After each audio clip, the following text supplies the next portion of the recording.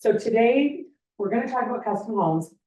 I'm gonna go through that process, but please just know that any question you have, like if I'm here, I'm happy to answer it whatever way I can. I've kind of been around the block a time or two, so I've seen too many things. So I just kind of want to go through a standard for anybody that is either doing customs now or who is thinking about doing customs, or if you want to work with builders that are doing customs, you understanding maybe your role in it, even as a cabinet person, I think is super important.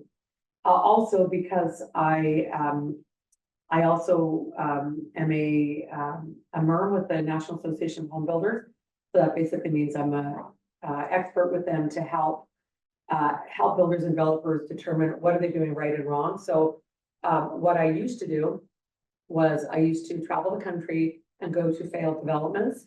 And that's where I really learned, you really learn a thing or two. So I was very fortunate. I got to go across the country, go to development and have to determine why is it not selling? What's wrong? Is it construction? Is it construction quality? Is it design? Is it the sales process? Is it the site? Is it, what's the problem? And then I would have to then give them recommendations that usually cost them money to correct and fix, and then see, did those things fix it? So I had a long history of being able to do that. Absolutely loved it. But my own passion is I love building, my own thing. Love that. Okay.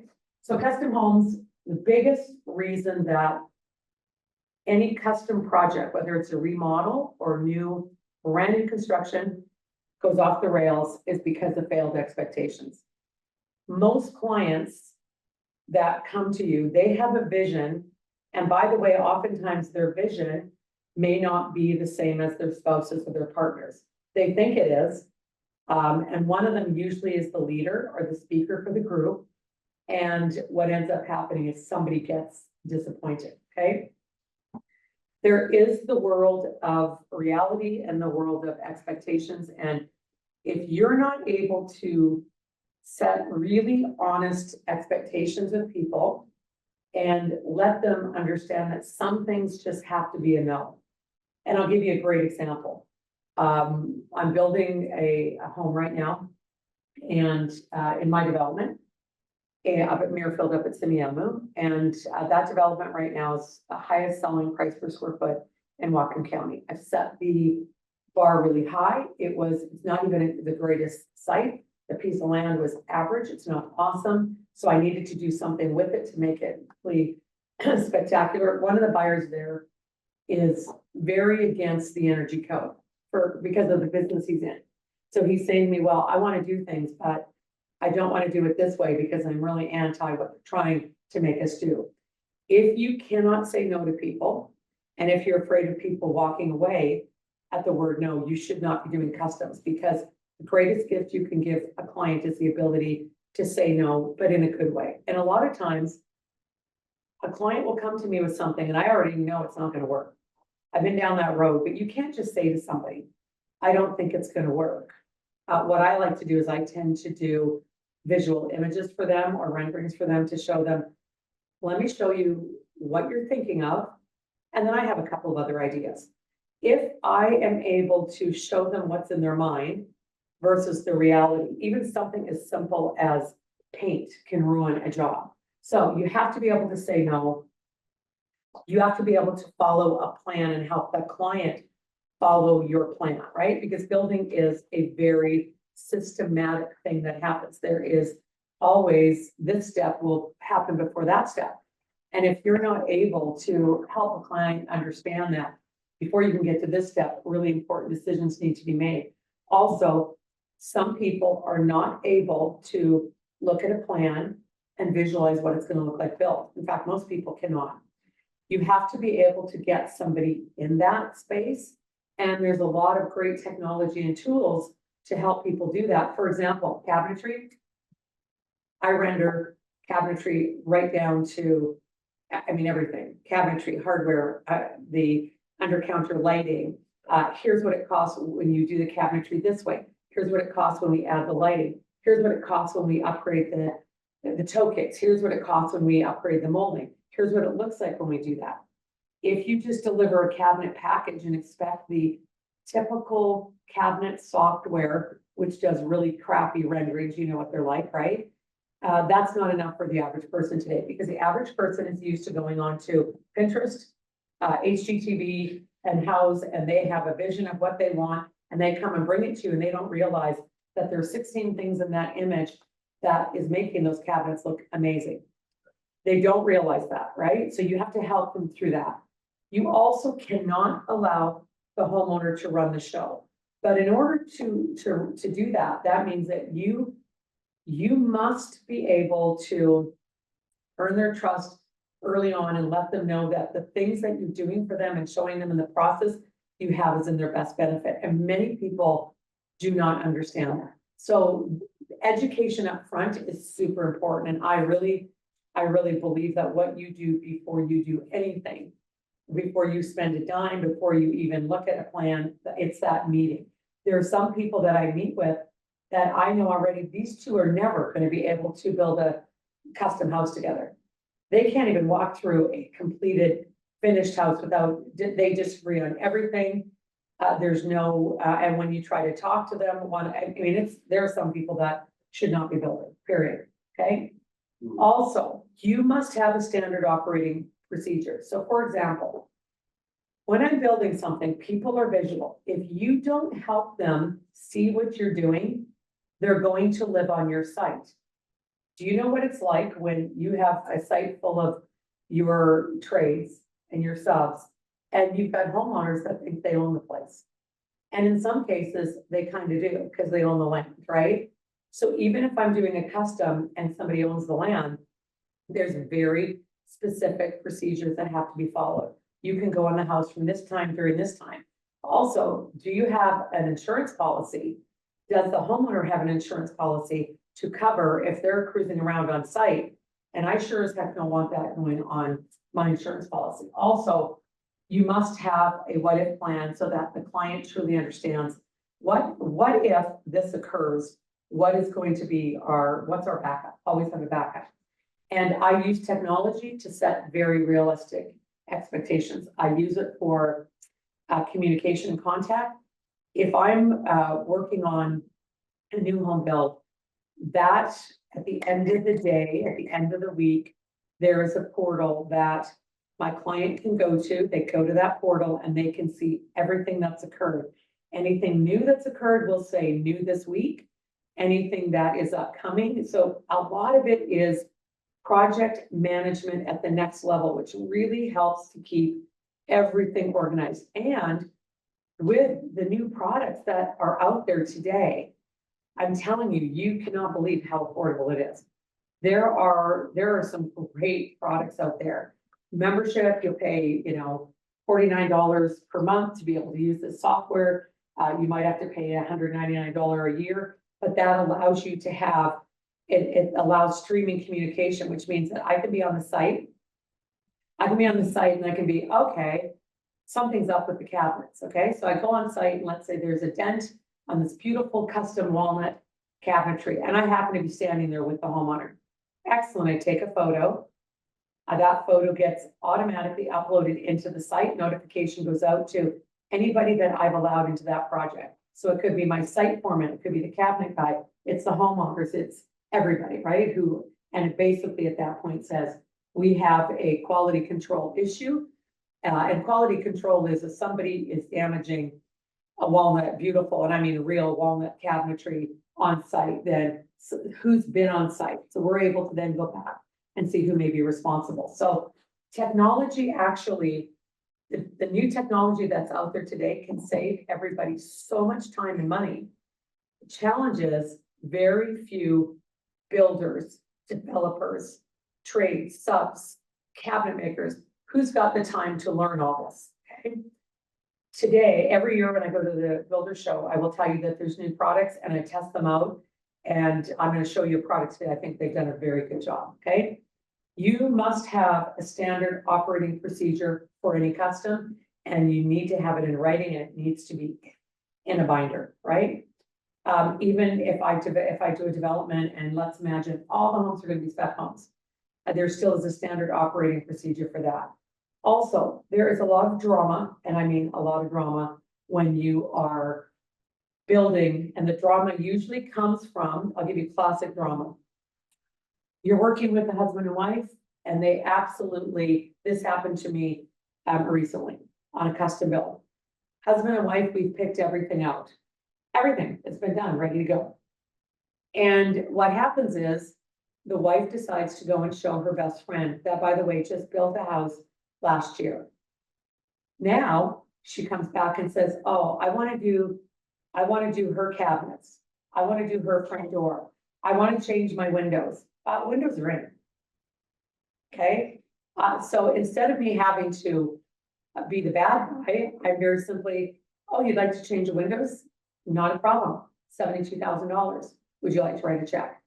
You have to also learn how to say no, but give them an option that they actually say no to themselves. So I've had to learn over the years to educate people on the process. So when they come in and they'll say something like this, I'm sure it's not possible, but I really would like to do that front door. Can't you send the front door back? No, that was a front door that was custom made in California. We can't send that front door back. They're not going to take it back. You could own it. We could take it. We could absolutely deinstall it. You could get a truck to pick it up. By the way, it's not going to fit in a normal truck. You can take it home. We can order a new one. It's going to delay things 2 weeks, and here's the cost of that. By the time you really lay out, so that's why the what if plan in the beginning, I always tell them, what if you have a friend that tells you and shows you something beautiful? And this happens in customs all the time where people see things, and I encourage input, but I will literally send people reminders that say, we have until July 15th to pick out cabinets, right? For example, to get those cabinets designed. I've sent you, and maybe now at this point, when you send somebody a design and they sit on it for weeks on end, it's because they don't love it. You can pretend all you want that they love it, but they don't love it. Something's not sitting right with them. And then what you do is you kind of go, well, the deadline's coming up.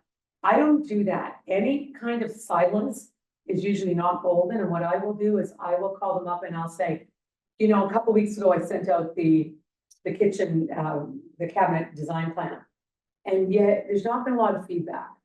So do you love it? Do you not love it? And it's okay not to love it because I have 2 weeks to help you love it. But if you don't love it, we got to get into it now, because if not, I don't want you to be up against the timeline. And I put that in writing. Also, profit comes from, I will tell you right now, I make more money on custom homes when I can allow the homeowner to dream big. Meaning they have these crazy ideas. And if I can fulfill these crazy ideas, I'm telling you, there is huge money in work when you're doing customs. And I just did one recently where a gentleman came to me and already done his house. And he came to me and he said, you're not going to believe this. The house is complete. I want to add a room onto the house. I want it to be a movie room / gold record room, because he's in the record industry and he's got a gazillion of them. So I sat down with him and I said, okay, we will have to take out, first of all, we're gonna have to get it permitted, design it, permit it. We're gonna have to remove the landscaping in the back, gotta remove the pavers. We have to then do foundation work, electric. It's like building a whole new little house.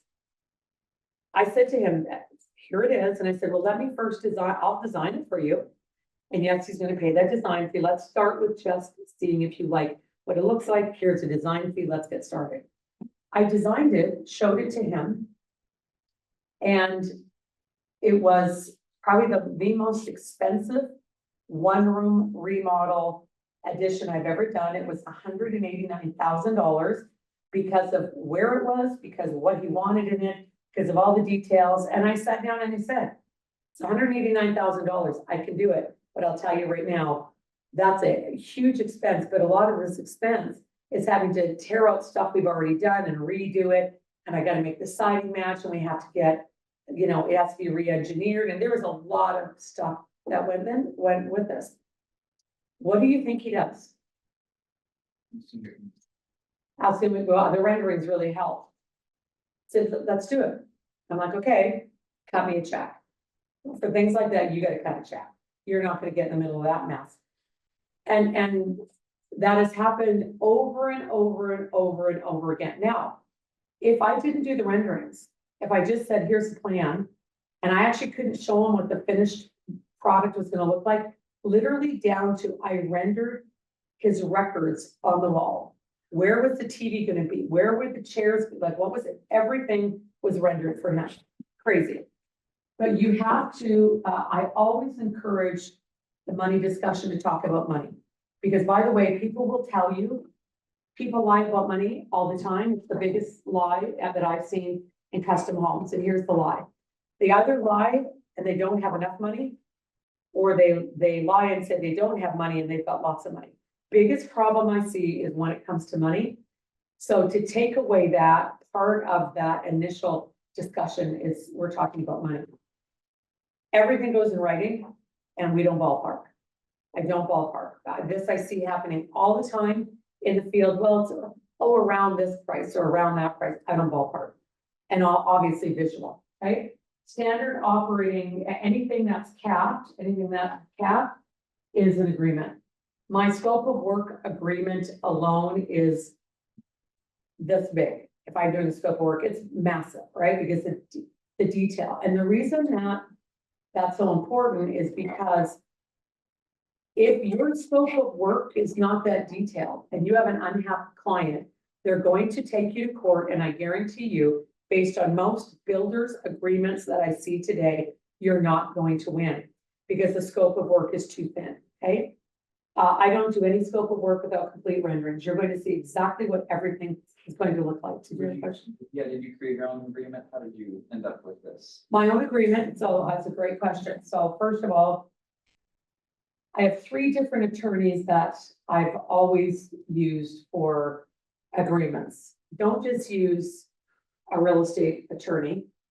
Don't just use a business attorney because they are good at business contracts, real estate. You need to have a construction attorney. So I have 3. Basically what I do is I have a basic agreement. I took that agreement, sent it to my construction attorney over in Spokane. He literally ripped that contract apart and said to me, you're never going to win in court based on what my real estate attorney had done. And then he pointed that out. So I think I have one of the best agreements and it protects you. It's not, most of them are too general. I see. They're very general, or you get them off of a website, or some people go to lawdepot.com.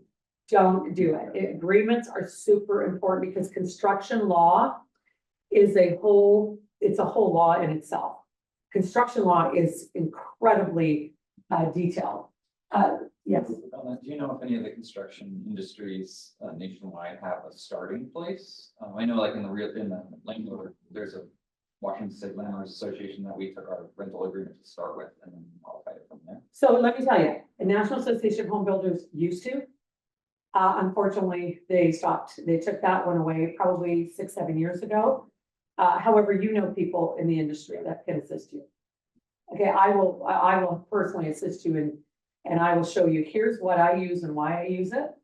So what I do is I don't just send my agreement out, but I'm happy if somebody really says to me, hey, what should I have in it? And just to kind of give you a little bit of background, I have been very fortunate in the 33 years I've been in the building industry. I'll be really blunt. As you can see, I'm a woman. When I started 33 years ago, people did not think I knew how to frame a house. So they thought, there's no way you can do it. The number of men that helped me specifically, because that's all there was in the industry, they gave me what they had, they taught me. So if I have it and can help you, I'm here to help. So just know you're doing a 10-home subdivision, okay? Yeah, and what came to mind just now after I mentioned that is one of the neighbors have already approached me and said, hey, would you consider selling this lot that backs up to us? Our parents, now we have grandkids, yada, yada, want to potentially buy it. And I was like, oh, potentially I should have that conversation. I'm not sure that I'll sell the lot better, but I could have a conversation of, hey. So I'll tell you right now, for example, so right away, because also I've seen too much. If you get a 10-home subdivision, the worst thing you could ever do is sell a lot. You've lost continuity of that. So your answer would have to be a hard no, because what the hell are they going to do with that lot? They come in and whatever that they put on that lot can detract from, affect, or create an unrealistic expectation if they build the Taj Mahal. So things like that, I'm really, Well, my thought now is approaching them with, like, okay, what if we go under contract? I build a home for you, let's talk about profit weighting. What I'm planning to build in this neighborhood, but I build it to your semi-spec. yeah, so Semi-custom. great. So what you do then is now you're building a true custom that's on your land that you My control. terms. Yeah. Yeah, okay. I know you and I are gonna have a conversation on it, because I am already like, Yeah. okay, so visual renderings, very few people do it, you gotta do it.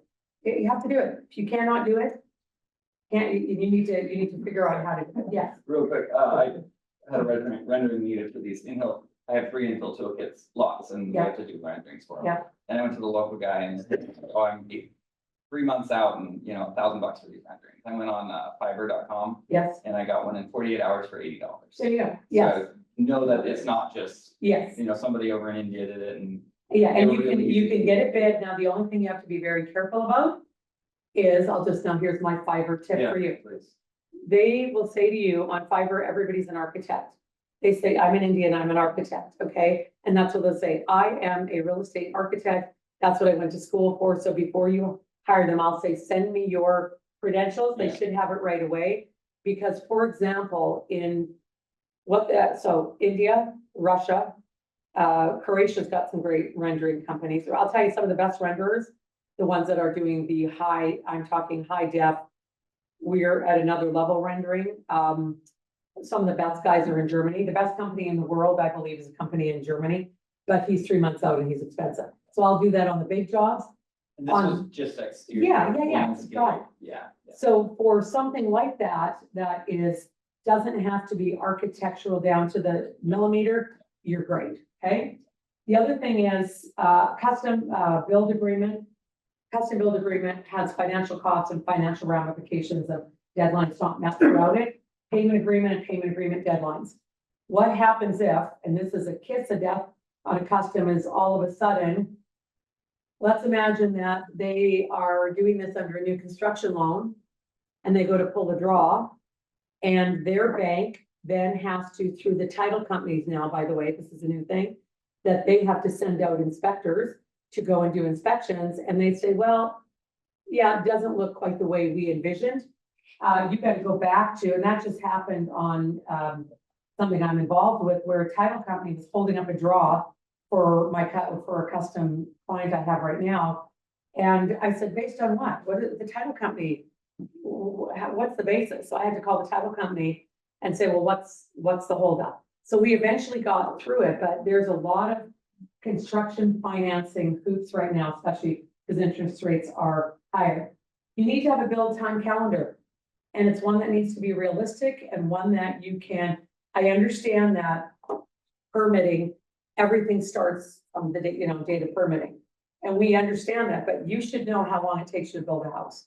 You should know, and you should be able to have things set up so you know that this happens here. And they need to understand that calendar. That's super, super important. This is an example of this is very small. I don't even have all the pages, but if I'm even going to engage with somebody, we are starting here. Okay. I'll do an interview with them. I want to understand the project. I want to understand their, what money. I want to talk about design. Design is the biggest one. Also, I do a design style assessment with them visually. Someone will say to you, I'm modern. I want a modern looking home. And they're modern. Do you know that there's 7 different types of modern? I mean, there's mid-century modern, there's uber industrial modern, there's traditional modern. There's so many different moderns. So I want people to show me. And then you have something I'm dealing with right now. I've got a wife she's into craftsman homes. That's all she wants. She wants super craftsman. He wants uber modern. If they have a baby, what does that look like? So sometimes we have to you handle landscaping, you do front elevation, but then in the interior, in your room, you can do this. It is crazy. So the first part of it for me, the design phase, super, super important. Most important phase for me is this design phase. And I let people know that there's certain things that are non-negotiables. For example, The way I frame a house is non-negotiable. We're not going to change our quality in these sorts of things because you think you know a better way because you're a homeowner that used to be an electrician and you saw something cool done on site, okay? They can customize everything else, but there are certain things that they cannot touch, okay? And the customization of everything else comes into the pricing phase. Now, biggest mistake people make is they get their plans, they submit their plans, and they start building their house, and then they get into design. And they'll say, we have until blank to get our flooring. Now, I do all that work up front in a series of design meetings, and literally we're gonna design the kitchen cabinets need to be done early, not late. Classic example. A builder in Whatcom County calls me a couple weeks ago and he says, I'm ready to scream. I don't know what to do with this homeowner. And I'm like, what's the problem? Well, we designed the cabinets are in, and we asked her back then if she wanted under counter lighting. She wants under counter lighting now everywhere around the toe kick. She wants it. I mean, she does not want something we can do aftermarket. She wants the stuff we need to do in the cabinetry shop, right? So that kind of, did he get her to sign that off? No, it was a discussion. So I asked those questions up front because it's super, super important to do it. And the pricing phase, this is where dreams become reality, and reality is really hard for some people. So most people come to a build and they have this budget, right? Cost to build the plan is what I tell them, okay? So you can't just say, people say to me all the time, what's the average cost to build a home? Oh my gosh, that depends on so many things. So I always tell them there's costs that we could calculate to build a house. But where it starts getting difficult is, what about the site? I can show you today a $300,000 backyard. It can get pretty expensive up there, right? The design budget, the cost of the home's finishes, that can really change things. And then the upgrade budget, the cost to personalize it, upgrade. I have and people, we're talking about big money in customs. There's big money in custom packages. So for example, I have like a package for home organization. I've got the garage package. People love it. They just like, yeah, cut a check. They love the garage package, having some things that are pre-done, that are pre-organized. And when I'm able to show them, here's the finished package, here's everything you get, and here's the cost. They're not picking it apart, and there's more ability absolutely to make really good money that way. Okay. Can you speak a little more to Yeah. those upgrade packages? So like in a garage, I would imagine storage systems and that type of thing. Okay, so I'll tell you what, else are we talking I'll about? give you an example. Yeah. So upgrade package for me, this is a standard one. So you want the EV charger in there. You want the garage floor absolutely done beautifully. You want the walls interior grade finishing. You definitely have cabinetry. You also have a whole system that I have that we put in there for, I don't care if it's equipment, a workbench area. It's so beautiful. People look at it, you tell them the price, and I have never had someone say, I don't want that piece. Right. I will say to them now, on your workspace area and the workbench area with your slot system, we can actually expand that for more, but this is what comes with the package. I've never had anybody say, take it out.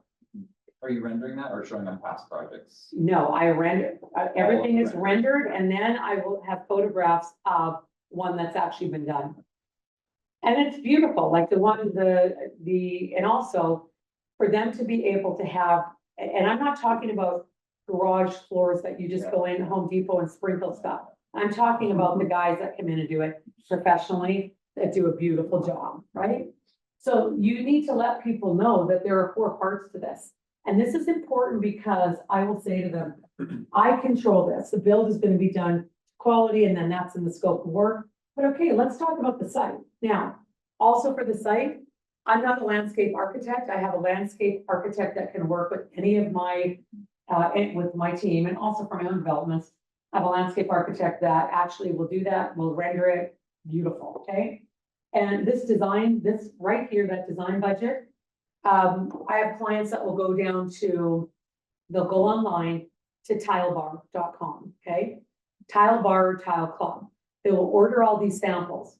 And then what they want you to do is they want you to manage the procurement of that tile. Like, I don't allow that to happen. It does not work, right? So, and that the reason for that is I'm not going to procure one tile for your shower that may or may not come in or be laid. And it's just, so you have to be very specific about, we have lots of choices, but online shopping is not where we do this. Also, people have, they want to bring in lighting that they purchased online through Amazon. And unfortunately, it has been manufactured in China, let's say, and that's in different areas. And if it does not meet the code we have here, it can create, for example, my electricians aren't going to allow us to get our supplies. And you will have people, and I will say to someone, if you want to install that after we are off the job, you do whatever you want. However, understand that also could do what to the warranty. Exactly. Okay, so I educate them. I educate them on everything. I educate them on the cost of materials. I educate them on the cost of labor. If, for example, they have some impact on a delay, what is the cost of delay? What is the overall cost? They need to really understand the financial side. And you do it in a way that's very professional, very nice, it's very organized. And if everything you do is organized, they appreciate that. The other thing is people do not understand finish level, quality level. They will say, quartz countertops. Quartz countertops, oh my gosh. What were you talking, grade 1? Are we talking grade 7? Are we talking Cambria? Or are we talking MSI, right? And that's where people will, so on a custom, Al comes and she's like, I have to have this countertop. It was a Cambria countertop. It was green. It was, I swear, the ugliest thing I've ever seen in my entire life. I've never seen anything uglier in my life. It felt dated. It was old. It was awful. So you don't say to somebody, this is ugly. I say, okay, I'm going to show you something. I'm going to render this for you. And then I'm going to render you a couple other choices and then I'm going to price them. The Cambrian countertop she wanted for kitchen, so the kitchen, the island, the pantry. I could not even believe it was a $60,000 countertop package. Now, I can get somebody who is madly in love with something to fall out of love with it because it's too expensive. But her fantasy was, we're doing this. This first thing she said to me, just to let you know, I'm having this countertop in my house. And I said, first thing I said to her, what if it costs $1 million? And what do you think she said to me? I don't care, I'm having it. So when I tell you people lie about money, they don't really, until you actually have to spend it. So expectations are huge. Also, there are a million different finish levels. I can help somebody build a home. Their renderings can look almost exact, but the quality can be different based on the quality of material. Also, I source materials all over. It's certainly not just in Whatcom County. Now, yes, I love build local, buy local, but come on, builders can't just, you got to source your materials, right? What are we looking at? We're looking at natural wood, are we looking at concrete? Is it natural stone? All these things have an implication. Also, today with the technology we have and the way that we print, the way that we print patterns now on tile, you literally cannot tell the difference. Some of the extra large slabs that are available right now, they're incredible. However, super hard to find somebody to install. So client comes and says, hey, I just went to Floor and Decor and I found the most beautiful extra large slab and it's only $7.99 a foot. I love it. I have to have it. No problem. But it's not just $7.99 a foot. We have to bring a guy in that is a specialist. He's coming from Skagit County. We have to pay his travel time and he doesn't charge X a foot. He charges X a job, right? Because there's more liability with handling the product. So again, all of that. And same thing with cabinets. You know, you can get ready to build, ready box cabinet crap all over. You can get stock cabinets, you can get semi-custom, or you can get custom. What's the difference? So everything I do is custom. I want to be able to take a plan and I need it done exact. But I have people that have a fantasy about, I'm not today, but I will say 15 years ago up in Vancouver, the rage was everybody wanted an IKEA kitchen. It was ridiculous. These things were IKEA kitchens, right? They're not custom kitchens, but they walked into IKEA and they loved it. And can you build me a custom house, but I want the IKEA kitchen. I can build you a kitchen that looks like an IKEA kitchen, but we don't use IKEA products. Why? Because we don't warranty them. If you want the warranty, this is how you have to do it, okay? You have to help them understand the finish level. Also, painted cabinets versus a veneer cabinet is a totally different animal. And it used to be that everybody was doing painted, but today painted cabinets are more expensive. Painted cabinets are like an art now.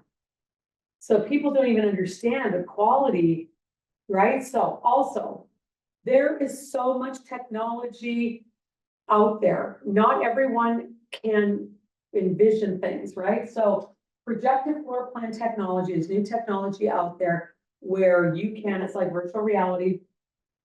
I can put my floor plan in it. You can literally put on a device and you can walk through your floor plan like you're walking through a floor plan. Pretty cool. Now, what I'm working on right now is projective technology beyond the floor plan, now adding the design finishes. Because right now it's just floor plan for space, but people still need to see design. So for that, you can, so this quality here, for example, that's photorealistic quality. And that's what people get that. That's really what people get. You can go a level down and I'll show you. Okay, this is a plan that, this is a house I designed and a exterior, it was designed for a very particular lot that had some issues and some challenges and the back, they can't visualize, they just can't, okay? So they can't visualize that, but they can look at this and see, okay, I understand. That's where the house is, that's where the outside is, okay? They can see that. Then you have to show them, what does it feel like to walk up to the front door? Then you need to show them, what does it feel like if I go, what is that backyard that I think look nice? What does it look like? You've got to show them what that looks like. And you got to show them all the features in this. This is a very expensive backyard. Nobody's going to cut the check unless they see this level of detail. They're not going to. They need to see what does it look like. What does it look like out of, let's say, a particular side or area.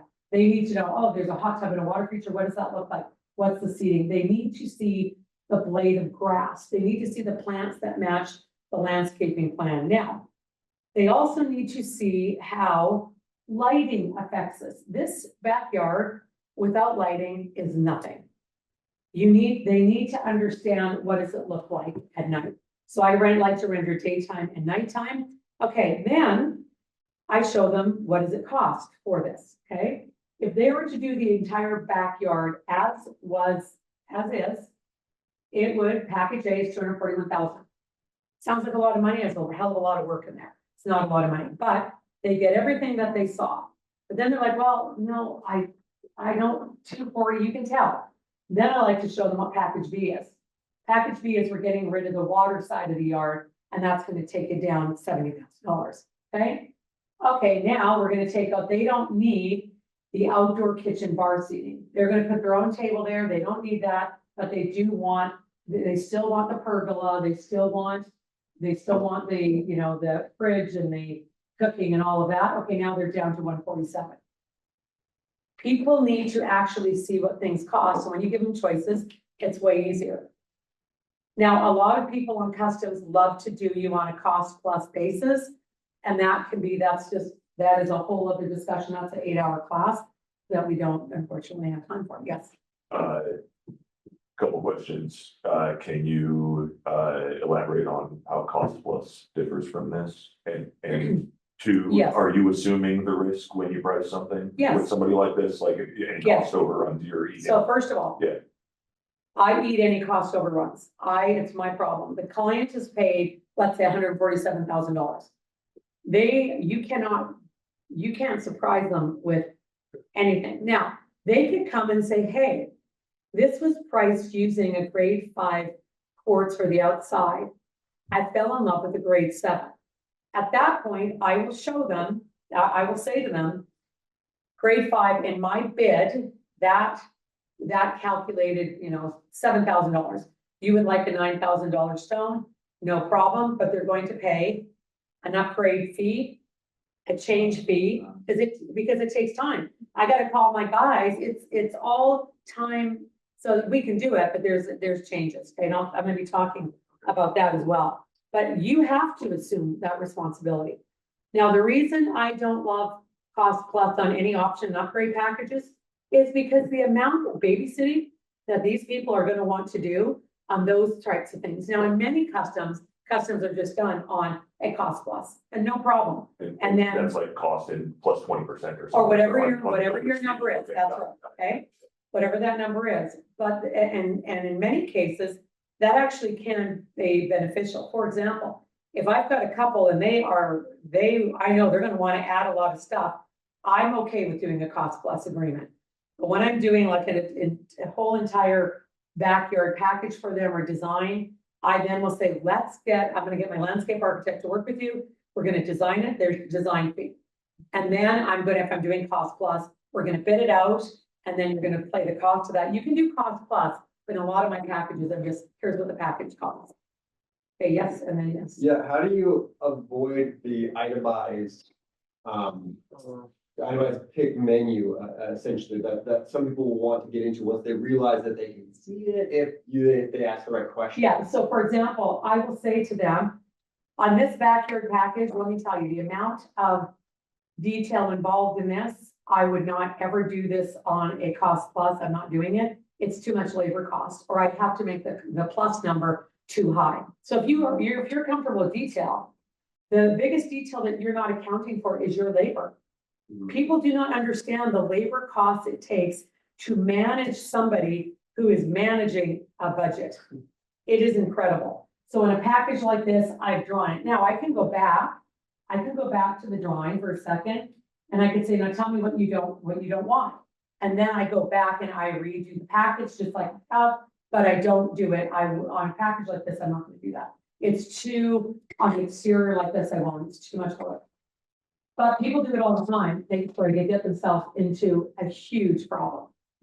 The other thing for construction law, if you do not have a specification plan, and if you don't specify and show people what they're getting, let me tell you, it can be a nightmare. Doing the work up front saves tons of time and money. So for example, so in my one residence, my smallest plan.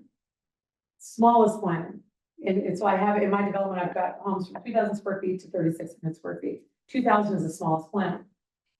You will notice that everything, and you'll see everything has, so A is appliances, carpet, cabinets, doors, electrical, exterior. There's pages of this. This spec book on one 2,000 square foot home before we build it's about 280 pages. Okay.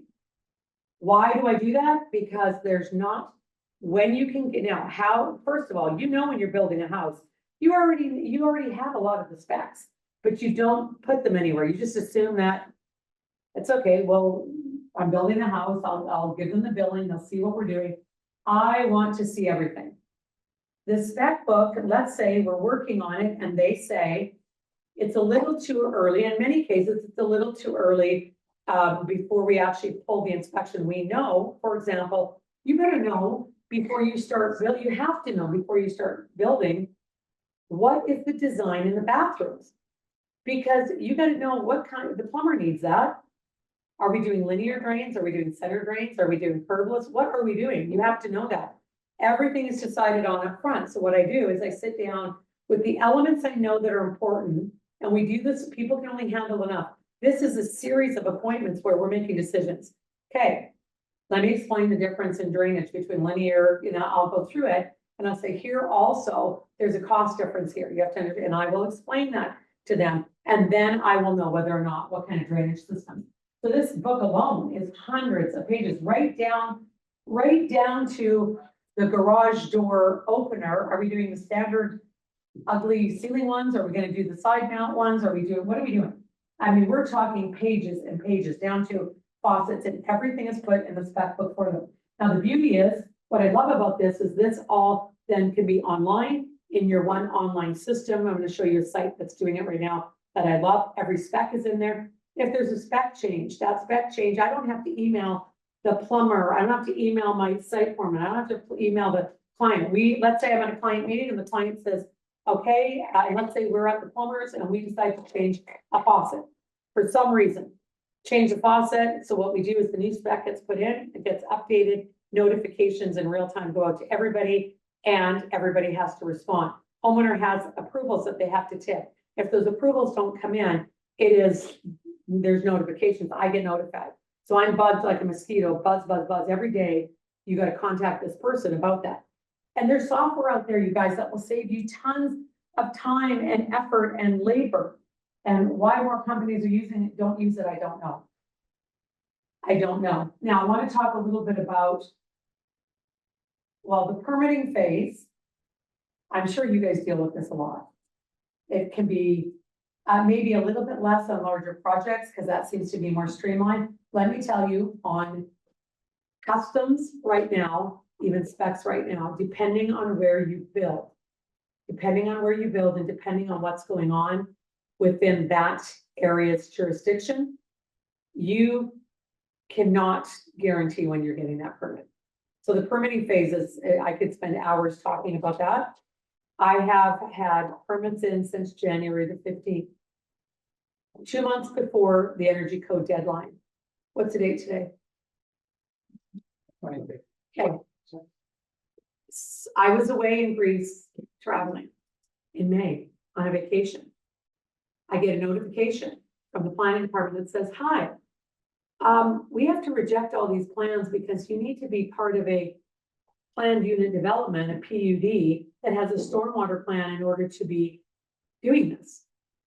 I've had that development for a year and a half. All of that is in, but they have new employees who aren't necessarily up on things.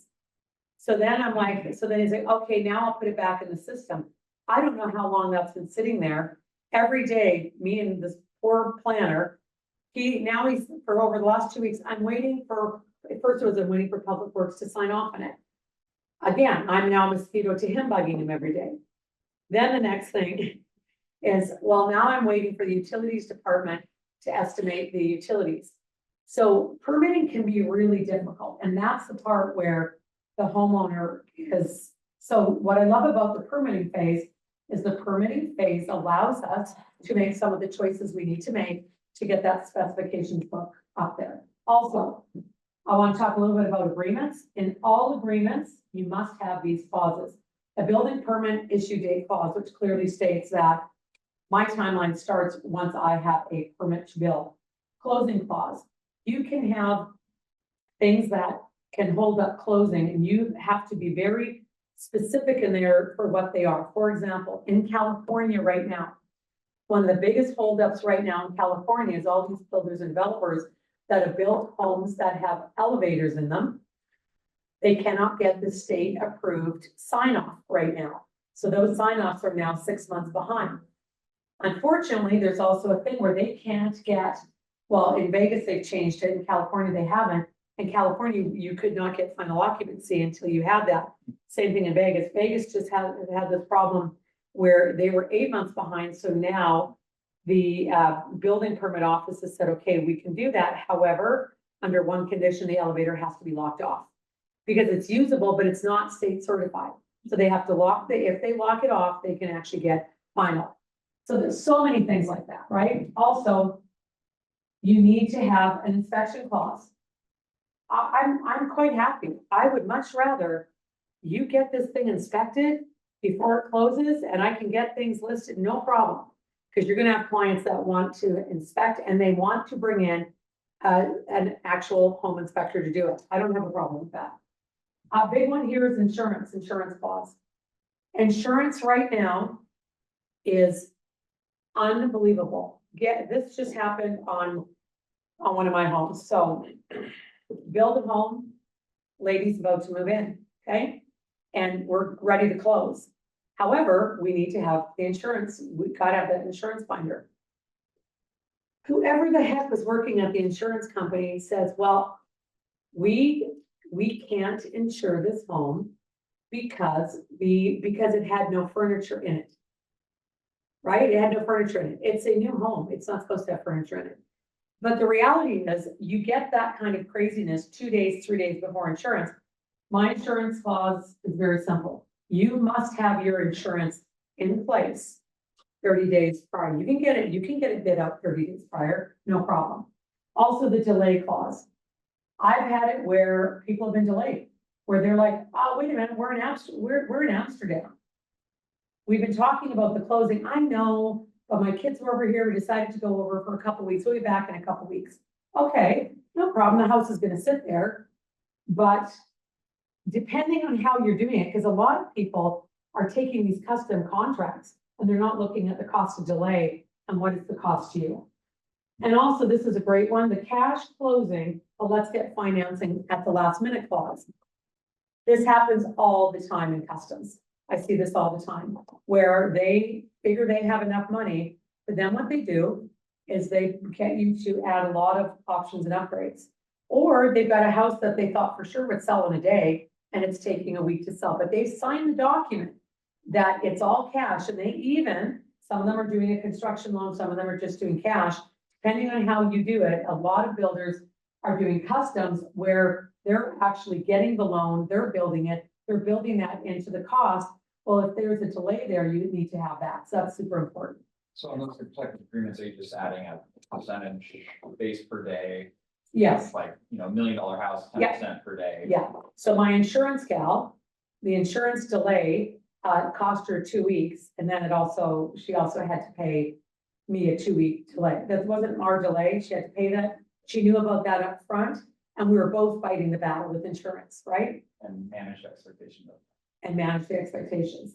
Okay, bill phase. This is the most important part that I think is based on what is out there today. Now I'm going to show you a program that I like, that if you're doing builds and if you're not good at being super organized, I think can be very helpful. There's a lot of programs out there. BuilderPad is one of my favorites because BuilderPad allows you to upload as many photos as you like. And I love this because my site guys can be on BuilderPad, and all they do, like I'll say, hey, whoever my site guy is, I want photos at the end of the day. I love the photos at the end of the day. Very quick, and he doesn't have to email them to me, text them to me. It goes right away into BuilderPad. BuilderPad then sends a notification here. There's an activity feed. So here's the pictures that have been sent. So Mark has something to say about it. This person has something to say about it. It makes it so much more streamlined. And then you'll notice things that are green, things that are red. What does red mean, right? There's a coding system. I love it because the reason I love it is because my builder friends that are not with huge companies can afford to have this kind of organization. It's extremely affordable. You can sign up for free, talk to them. And by the way, I don't sell their product. I don't get a commission. I'm just telling you, look into it. There's many like this. BuilderPad, I also like the fact that I don't have to have 1,000 pictures on my phone, right? This is all in one place. I also like that I can be anywhere. I went to Greece for 2 weeks. All I had to do is get my phone and I could see what was happening. It's fabulous because it's total organization. Yeah. Does just the GC have this, or do all the subs have in their contracted requirements to do that? So this is for me, for example. So, yeah, Okay, the owner has designer. access. Whoever you decide you want to be able to see. So for example, at the end of the day, when these pictures are sent, they originally don't go, the only person allowed to send that has authorization, nobody has owner contact except me. Okay, so let's imagine I get a picture and I look and I go, God, the site looks like terrible. The electricians are pigs, or terrible. So I don't send it to the owner. But what I might say is I might then say to my site guy, okay, can you go get the site cleaned up? I want to take pictures. I want you to resend the pictures and know that those are going to the owner. So I'm really specific about that. I think my question, or more about what getting subs to actually do this, or getting the site guy to do this. Yes, Um, okay, so it depends on. In a big company where you have a lot of your own staff and employees, great. My job is not to tell a lot of the subs and trades how to do their business. My job is to either have myself or somebody on site that will do that for me. So my site foreman will do that. I will do that. I have a couple of other people that will do it, but I'm not saying to my It's not plumber. to use, yeah. Yes. Sorry, Now, some guys, so I do deal with a guy, he does all my finish work for me. So he's a sub, and I showed this to him, and he's like addicted, and he's like, I'm sending pictures. Yeah. Cause he was sending me a lot of pictures, and I said, oh, by the way, I do have a system where if you'd rather send them directly to me this way. So a lot of the time I get people to communicate with me this way, I just send them an invite and say, hey, just send it here, please, instead of directly to my text phone. I love it, it's great, yeah, Does that go for the statusing as well, as to like, I'm 30% done with the tiling, I'm 70%? it's fabulous. Do you let the subs do that, or again, is that? So what will happen, the subs, no, I will let my site guy, or I'll come in and I'll see where we're at, and then I'll do status updates. I'm gonna tell you right now, I've been around 33 years. I've done customs for years, and I remember one of the largest companies in Seattle. They were the largest luxury, most renowned builder. They hired me to come in and see what was going on. I will never forget the first meeting I went to. President was there, owner was there, vice president was there, accountant, everybody's there. And the question I asked them is, what's your biggest problem in the company right now? And as we went around the table, at the end of it, I said, oh my God, you guys hate your clients. You hate your clients. Everybody was bitching about the clients. And I said to them, because as a consultant, your job is to tell the truth. Which means you could be fired at any moment. I'd rather be fired telling the truth than BS you to keep a job. So I said to them, you guys hate your clients. And most of it is because you don't have a process. So we revamped so then I interviewed past clients. And I said to them, I'm gonna interview your past clients. They're gonna fix our problems for us. They're gonna help me to see what paths are most problematic. And then what we're going to do is we are going to give them something in return. And what we did in return because that information was invaluable. And this was we're going back almost 20 years ago when I had that contract. We gave them back then a $500 gift certificate for any type of home repair they needed. Right, so that got them back in favor with our home repair team, our aftermarket team. So they'd be like, oh, I got this going or that. And we managed that as well. We had a gal that was her customer service job, was to, oh, you want us to repair that? She had our site guy go out. He figured out what was needed. Oh, they needed drywall, they needed a little bit of paint, whatever. Didn't matter. If you wanted to paint a room, we'll bring our painter in. And if it's a $2,000 job, you get $500 credit. That was incredible. So I interviewed a lot of their past clients. It was all about communication. It was all about they're late, they don't communicate, they don't remember what they say. They don't remember what they say. The other thing I do on site visits, which I love, I did a site visit yesterday. And I said, we're gonna do a site visit to protect you. I'm going to, because I want them to know exactly what we say. We're gonna walk, and here's what happened. This is what happened yesterday. We had our landscape guy out there, and we walked the back, and I want to find out exactly what we're doing. The homeowner had a very specific request of what she wanted. I'm like, okay, great, no problem. Well, a month ago, when he bid out the sprinkler system, the irrigation system for it, and I'm with what I'm doing bidding, I'm like, okay, let's bid it, and then I'll put it in the system, because you can also put videos in here. And yesterday, he was talking, and it didn't sound right. And I said to him, hang on a second. And then I said to the owner, to the buyer, I said, hang on, I just want to talk to this person for a minute. So I took him aside and I said, I'm almost 100% sure it was X dollars a zone, not Y dollars a zone. I said, I could go check. I said, I'm going to check my records here, which are on my phone. All my bids are on my phone. And he says, no, he said, don't you remember in the last time we were together, He said, I had sent the bid, but I said to you there'd be a small increase. I said, okay, well, hang on a second, I have that conversation. Remember, we videotaped it. And I played that. There was no discussion about any price increase. Now, some people say, well, that's crazy, you would do that. Trust me. I do it a lot when I'm doing walkthroughs with buyers as well, because they don't remember what he told you. Okay, and especially in customs. Okay, so in customs, and because you've done the most in the room, you'll appreciate this. Client thinks they want something one way, and they don't. They get it that way. They get it the way they think they want it. And I'll give you a classic example. I do a soundproofing, felt backed, really high-end wood vertical planning. It's like a wood panel, but it's very modern, very beautiful, and very expensive. Before I put that and we install it, I always render it. I rendered it where, because it only right now comes in 8-foot lengths. It's not in 12 feet. The company is working on it. It's a new company out of Finland, beautiful product. And I find a lot of new products every year down the builder show, and I'd like to bring them to Whatcom County, beautiful product. I say to her, there's a problem. When we install this, there will be a line. I can guarantee it. I'm gonna render it exactly how it's gonna look. You can put the edge, and if you got a 10-foot ceiling, you're gonna have a 2-foot, line. So I rendered it immediately at first and said, okay, here's if we do it here, or here's if we do it at the bottom. If you put it at the bottom, most people, and I told her, most people, when they walk in a room, they're not looking 2 feet down, they're looking at eye level. So I'm going to recommend we install the 8-foot from the ceiling down and then the 2-foot underneath that. I rendered it both ways.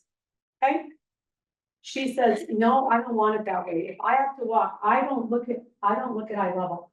I look here, and it's my house, it's my custom. I want it to be at the 2, or I don't want it to be at the 2-foot level because it's going to drive me nuts. I will see that all the time. And I said, if you do it up top, it's going to drive you bananas, but that's okay. I'm going to send you both, and you're going to sign off on what you want. She signed off to have it, the line at the top. What do you think happened? I love it so much, but it drives me crazy. Is there any way we can switch it? No, because it's glued, but I don't say no like that. I said, we can. Here's what it looks like. It's going to cost this much to get it taken off. The product alone, it's almost 10 grand just to do a small space. It's spectacular, but it's expensive. You're gonna have to pay this. Let me tell you, do you think that her and her husband standing there can very quickly make a decision? He's like, it doesn't bother me at all. You're being picky.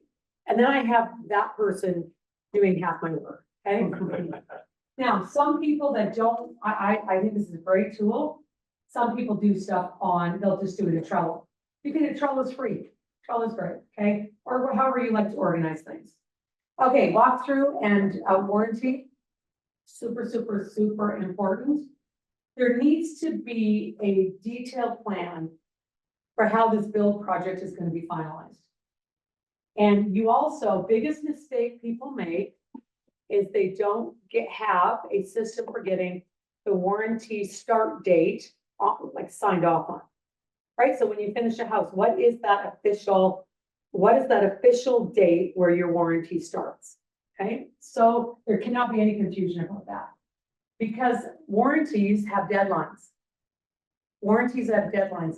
I used to sit in Whatcom County Court about 25 years ago, and all of the real estate related cases.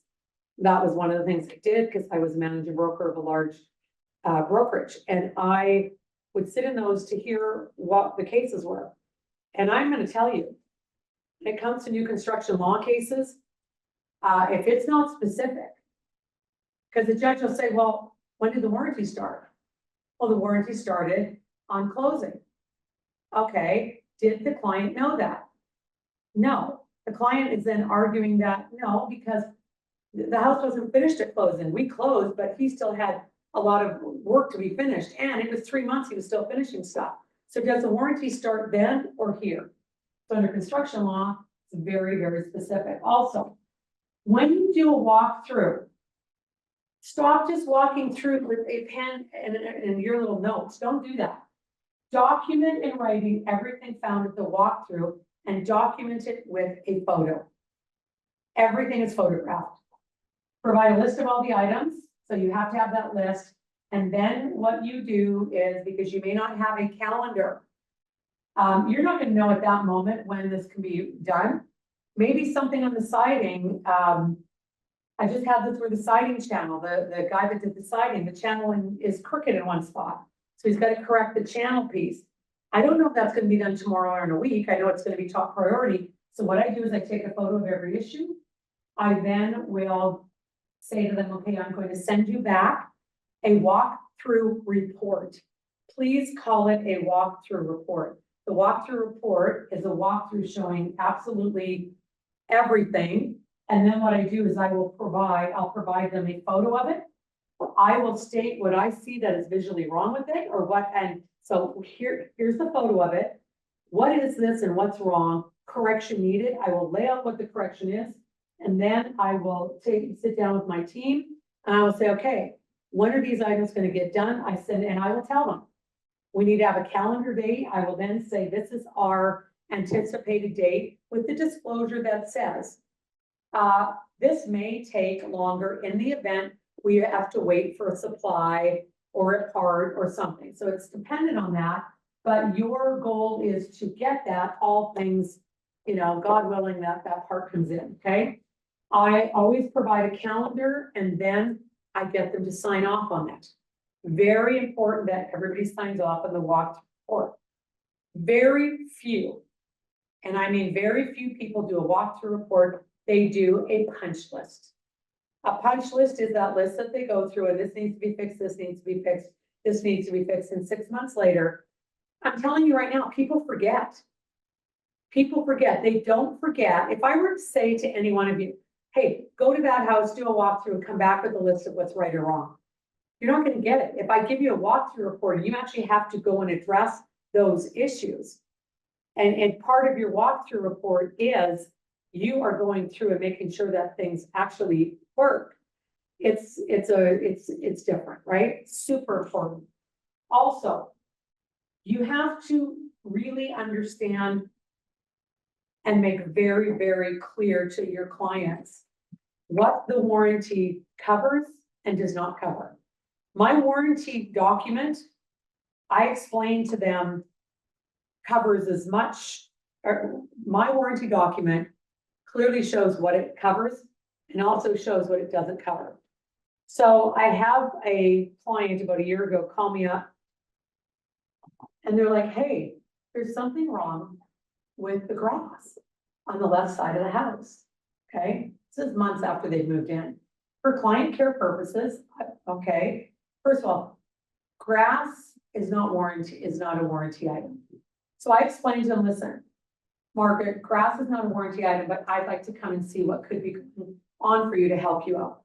So I go up to her house and sure enough, there's an area that it's not good.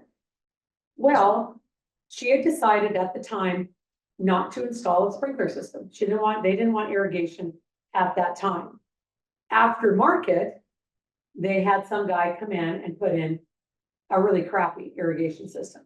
And there simply wasn't enough power in it to reach the spot. And there certainly wasn't enough heads that could even reach it. And I went up there, we turned on the sprinkler system. I said, here's your problem. The line's too short. And then he says, right in front of me, he says to his wife, I told you, the guy told us, I already told you, the guy told us we needed to pay more to get it all the way back.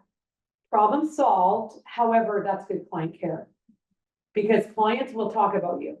And if you build one good custom, you will build a million good customs. Now, the biggest challenges that I see in most of the custom projects have to do with, I would say, design, client communication, and timing expectations. So what would you say right now, like you had made a really good comment earlier, which was you've had some pretty good experiences because you like being able to do some cool new things, right? Mm-hmm. So you guys allow them to do those cool new things. How do you handle that? So like, let's say I say, hey, listen, I want to do just like the most incredible wall treatment and I want it to be like beautiful custom walnut, I want wall panels, and I want the whole room paneled in walnut. Do you then, do you do a bid system? Do you guys do a cost plus, or do you just do it as a package? We cost plus mostly everything. Yeah. Just because for it's the expectation wise, and cost plus is great.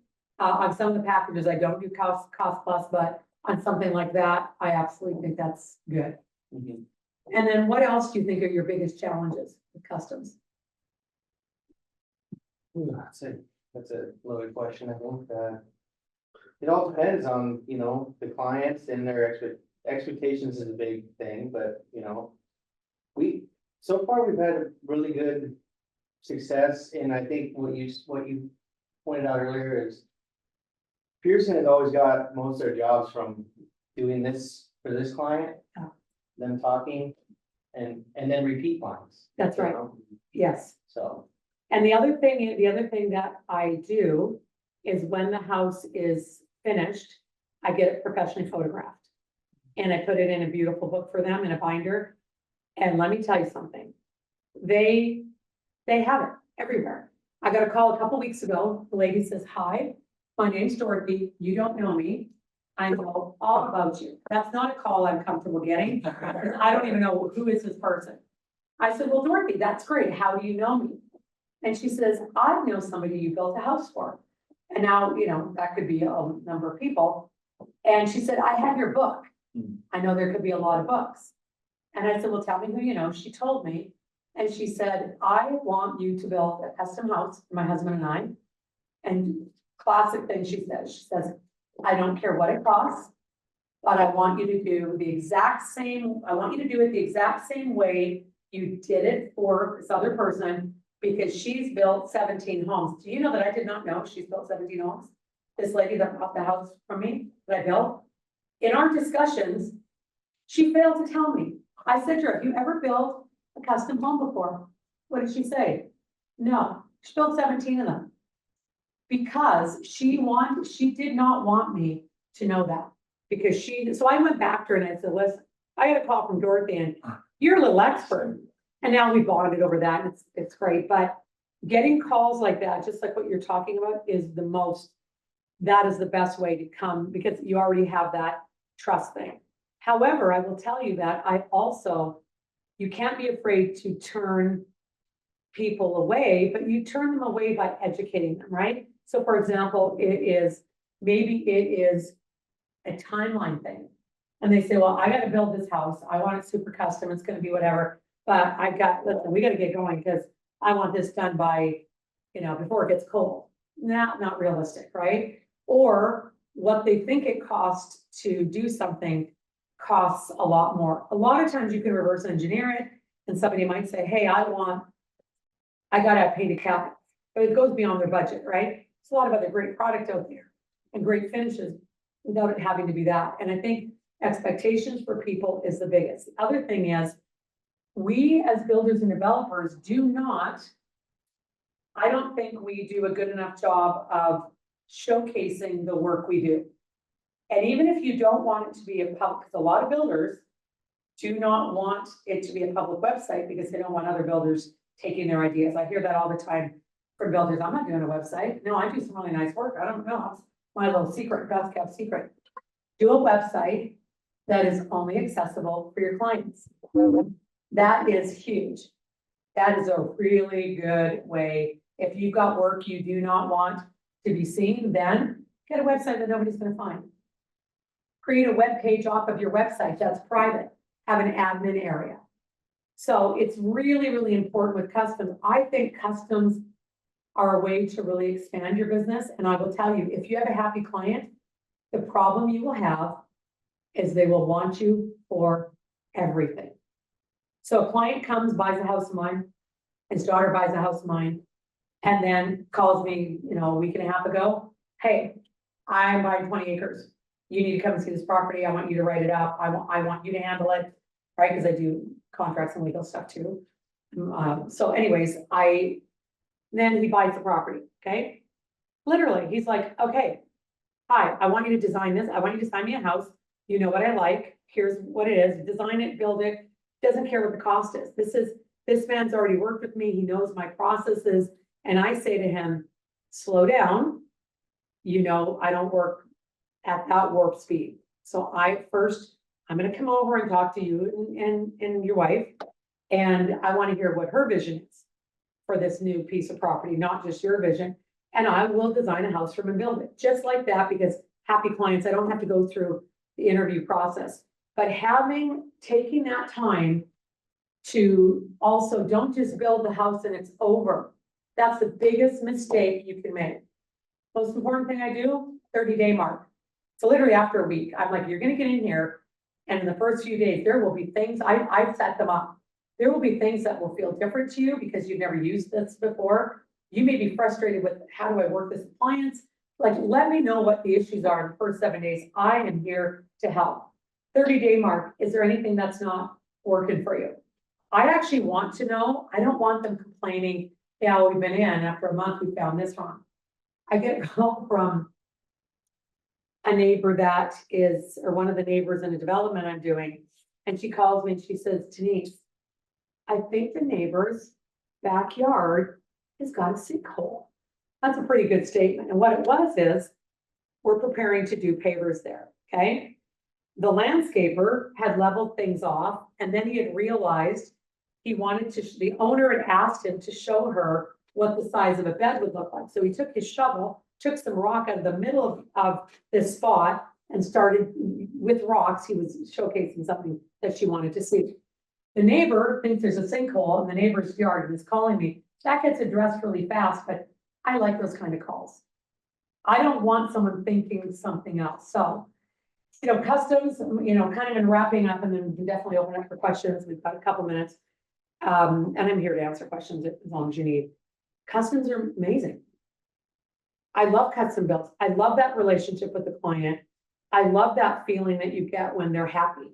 And you also really get to know somebody. By the time you finish a build, you get to know someone. Also, you have to remember that there are different personalities, 4 different personality types, and I will tell you that if you have somebody that has an analytical personality type, they want to read the specs on their mini split. They want to understand it. They really do.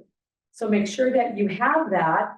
And that's why I love that site so much, because everything is in there. The spec list I showed you, everything is there. They can go read it. They can enjoy it. Other people are very visual. Promoters and controllers are visual. They want to see the design of it. That's why doing the rendering is really important. Okay, I'm curious to know, what's the most important thing you are going to take away from this meeting today? Okay, for you? Better processes keep you from, not liking your clients. That's huge. And just expectations and communication up front, Yes. I think in general. Because Yes. I feel that all the time, like the client only feels annoying because I don't have a good process for pricing the change that they Yes. want. So it feels like a burden to me, instead of me getting to be like, nice, more work. We're doing some custom open tray storage that I've never done before. You want adjustable bookends on your curved open shelving? Yes. Let's go for it, right? But Yes. like, which I just recently did, and it was weird, and I had to, right? But it felt annoying, and I was kind of like building it with a little bit of resentment, because I didn't Yes. have a good process Right. for bidding that and putting in a change fee and all that stuff, right? So. And agreements prevent disagreements.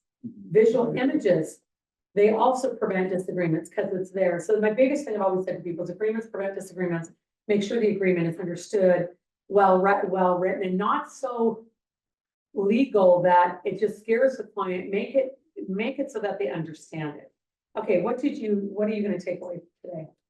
So I'm like brand new. Yes, So I love this- brand new. Yeah, first time, moved here from Texas. Oh, welcome. Thank you. Just got my DC license and wanting to build my first spec home. Nice. I'm like, everything learned with like, I was SpongeBob.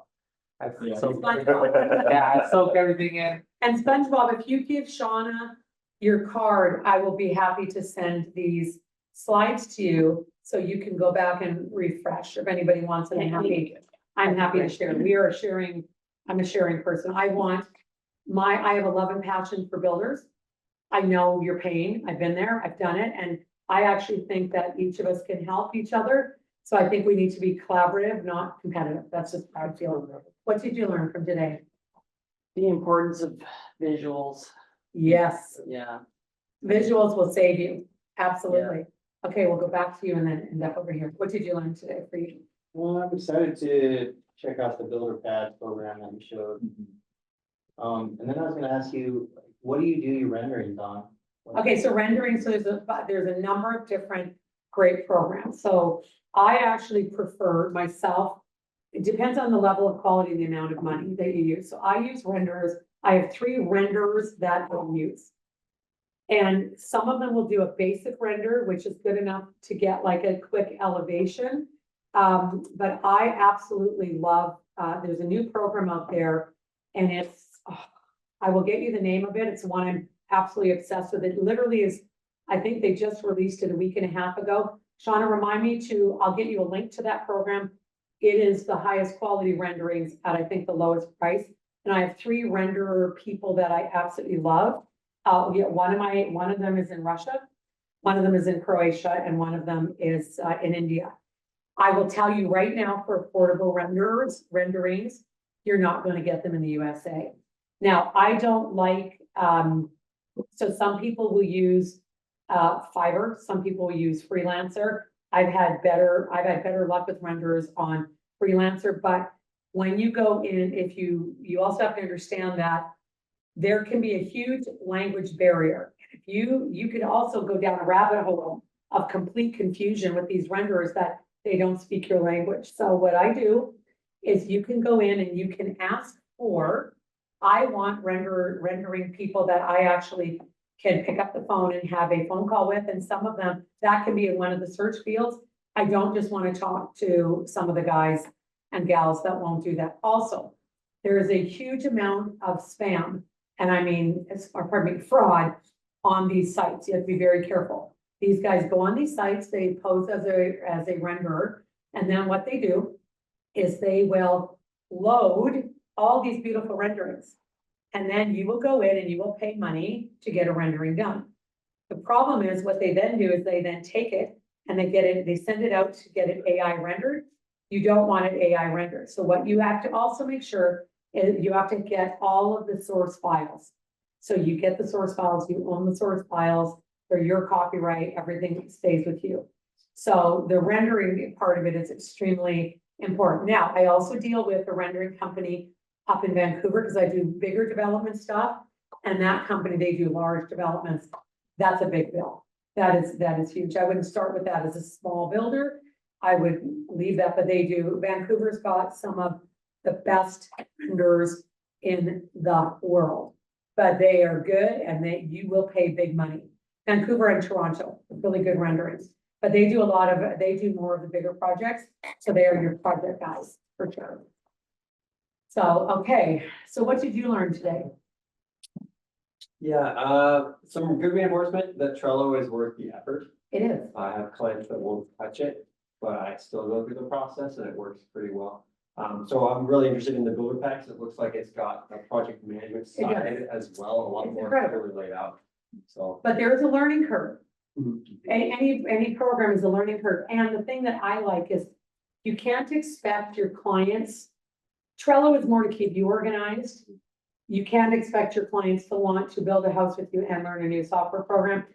How they get their alerts, they don't care. They just are impressed when I'm sending out alerts for everything. The other thing is, if I see something wrong, I will let them know. I went to the site and I just had this on a custom build. I could not even believe this. I go to the site and they poured the back patio and they've done they've used, the rubber patterns to make it look like wood. Well, when they do that, sometimes they will use their foot to make that stick in.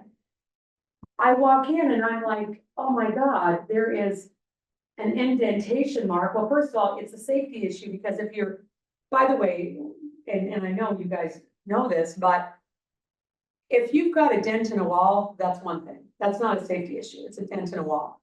If you got a dent in a floor and a piece of concrete, when people are walking, right, foot placement is extremely important. Well, the concrete guy, I called him and I said, have you seen the foot imprints in the back of this patio? He said, oh yeah, I'm just waiting for it to cure. I don't need to cure, this thing is cooked, man, it's done. And his idea of quality control, okay, now, this is a custom that the client specifically wanted this guy. Now, do you think that when this guy was brought on, that this guy and everybody involved in this project didn't have to sign? Because this guy does a really nice job of wood stamping. And the concrete company that we use doesn't do custom wood stamping. Okay, you chose him, he did a crappy job, it needs to be removed. However, I didn't wait for the client to find it. I photographed it. I photographed it and I sent out the same email to the concrete company as I did the client. Hey guys, just to let you know, I've been on site, there is a problem. Here's a photograph of that problem. This is, I've had to tape it off like a crime scene. No subs can walk on this. It is a safety issue because of the depth of the impression. What somebody else doesn't think is a big deal, if it's a big deal for quality control, don't let the client call you, oh my God, look at what they've done. So I called them. And now we will deal with it.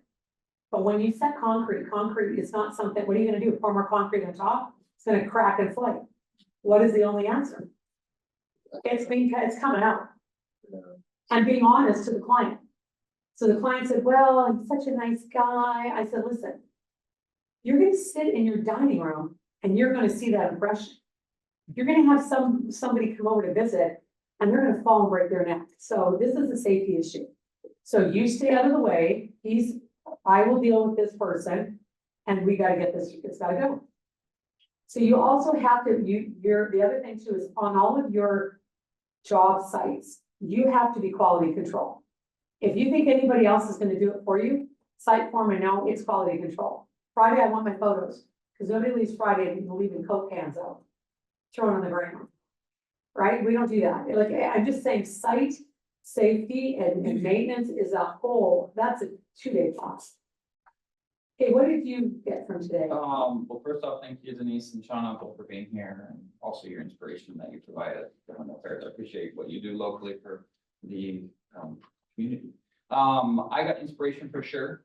I don't see a lot of custom homes in my future. Definitely like to build one for my wife and I. But adapting mostly the processes towards what my wife and I's life goals are as far as slowly working on a couple developments in our future and right now. So a lot of inspiration and processes. That's what When you're doing spec homes. Yeah. It is equally as important to have all your specs ready and to have, and that communication, because whether it's a custom or a spec. Somebody's got to build that home. And you're going to have trades that do it a certain way all the time. It's really funny because a tile guy that I know came to me and he said to me, I just want to tell you something. He said, I really appreciate working for you because you notice I do a really good job for you. And he does. And I tell him all the time, you did a great job. It's also how you treat those people. I know where my guys like to go. I know what they like to eat, what they like to drink. I know one of my site guy right now, he stayed on Friday till 7 o'clock at night, helping one of my homeowners. He's going to Deanna's. I'm giving him $250 to go eat at Deanna's every day of the week for, I don't care how long it is, but for a guy like that to get that, I take care of my team because we can't build a house on our own. We're very fortunate in our community. We've got some really good talent and we're so rich in Whatcom County. We have permitting problems. We've got kind of those issues, housing affordability issues. We have all of that, but we have a great base, so.